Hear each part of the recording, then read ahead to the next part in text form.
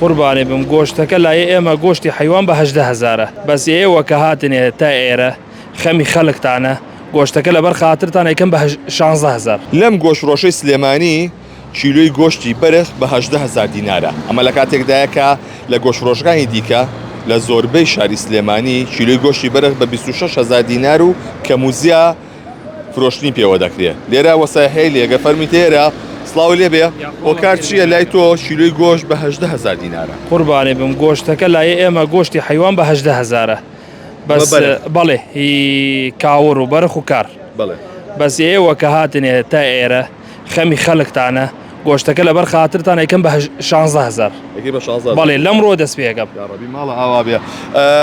جیاوازی چی ئەم گۆشتەی تۆ بۆچی بەمەنێ لە بازار بە 26,000 دینارە؟ قوربانی بم وەڵڵاهی جیاوازەکەی بۆ حیوانەکە یەک حیوانە هەمومان لە مەیانەیەکردن بەڵام ئەم حیوانە خۆمان بەدەستی خۆمانەکردن من کەس نایکڕی بۆم خۆم ئەڕۆم بۆ مەیانەکە هەڵبژێرم کە ئەمنی حیوان چاک بێ لەبەر لە نیوەنی و زیا گۆشت بیدە. باشە بەڵێ ئەخە جیاوازی 10,000 دینار بۆمە لەگەڵ گۆشتفرۆشێکی دیکە بە 26 فرۆشی ساکرد بە 16,000 لەبەر خاتری ئێمە تۆ. بەڵێ زۆر نییە و جیاوازیە ناوەڵە هەر بەکەم هێزانم. باشە تۆ خێرەکەی لەمەیە؟ ئارەوەڵە چۆن؟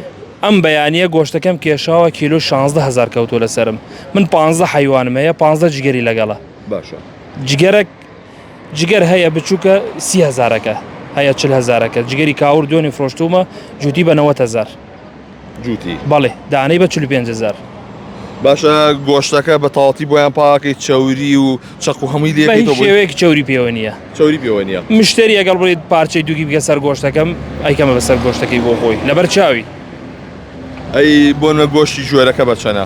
گۆشتی گوێرەکە نەرمە بە 20,000 بۆ ئەمڕۆ کردمان بە 19,000 بە ئێسخانە کۆش بە 15,000 قیمە بە چەنە؟ هەر 19,000 بێ چوری قیمەی لەبەی حیوان بە 7,000 بەڵێ. باشە بۆ هۆکار چێکە گۆشتفرۆشەکانی دیکە بە گران ئەیفرۆشن؟ وڵڵاهی قوربانێمە ئەوە وتم پێت هاوکارەکەی ئەمەیە خۆمان حیوانەکە بەدەستی خۆمانەکردن شتی چاکەکردن قەڵاو بێ کە لە نیوەنی و زیابیدە هەیە حیوان جوتی 8 کیلۆ زیادە هەیە 7 کیلۆ زیادە ئەمە یەکەم بەسەر گۆشتەکەی ئێمە بۆ خەڵک وڵاتە. گۆشتەکە مۆری پێوەیە؟ هەمووی لەژێر چاودێری تەندروستی سلێمانی سەرە بڕی لە قەسەبخانە.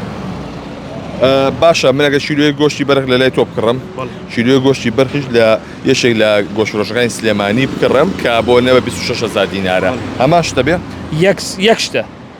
یەک شتە ئێمە کارشمان هەیە ئەوانستا تۆ بڕۆی شۆنێکتر گۆشتی کار بکڕی لە کاوری گرانترە بەڵام ئێمە یەک سارە بە 18 بۆ کردوان بە 16 لەمڕۆ دەست پێەکەن. واتە تۆ چاوە لەوەیە کە زۆر بفرۆشی بۆی کە پارەی جگەرەکە بۆ بمێنێت. من لە باتی ڕۆژانە 30 مشتریە بێتە ناو دوکانم من 150 مشتریەت ئەوە نا هەموو مشترێک هەر 3 کیلۆش ببێ ئەمە 500 کیلۆ گۆشت.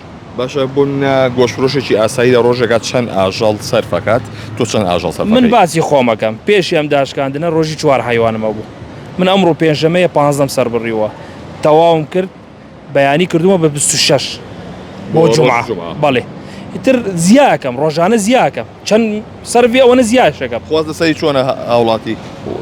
وەڵڵاهی لێ رازین خۆ دەزانی سلێمانی عنی خواردن کە لێ رازی نەبی نایێت بۆ لام دەستەکانە خۆشمونە و زۆر بێ. بەڵێ ئەوی گوێبیستی بوون ئەم گۆشتفرۆشە لە شاری سلێمانی کیلۆی گۆشتی بەرخی بە 18,000 دینار بوو لەبەر خاتری ئێمە کە قسەمان لەگەڵاکەوتیەوە لەبەر خاتری ئێوە هیچ خێرە لەسەر گۆشتەکە دانانێم گۆشتی جوانێن بە هاوڵاتیان کیلۆی بە 16,000 دینار.